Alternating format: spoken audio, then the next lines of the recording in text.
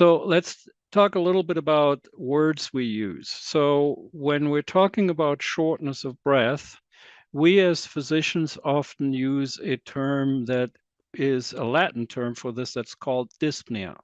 So shortness of breath at rest or shortness of breath with exertion. And we often specify this: is this occurring when you're walking? Is this occurring when you're walking uphill? Is it occurring when you walk up a flight of stairs?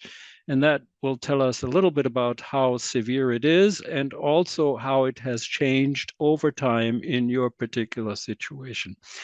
Now, very often we ask additional questions to clarify whether what you mean when you talk about shortness of breath is really what we as physicians understand when we hear the word shortness of breath, because very often the questions will, lead to the understanding that what we're talking about may not be really shortness of breath, but it may be more fatigue, or it may be related to weakness.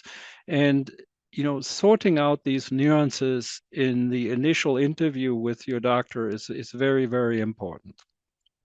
Second most frequent symptom of the respiratory system that is related by patients is cough.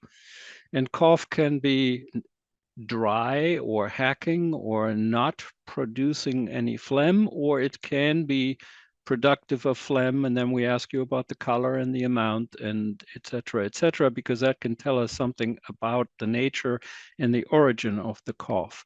And when you're coughing up blood, then we use the term hemoptysis, or you may find that term used in your medical record when you review it online, as most of the patients have access to the online medical records these days. So cough with or without phlegm, cough with or without blood.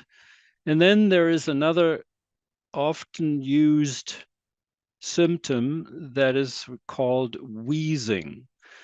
And wheezing is usually something we as doctors hear when we put our stethoscope on your back and have you breathe. And then we hear wheezing with the stethoscope, and that's the wheezing of asthmatics.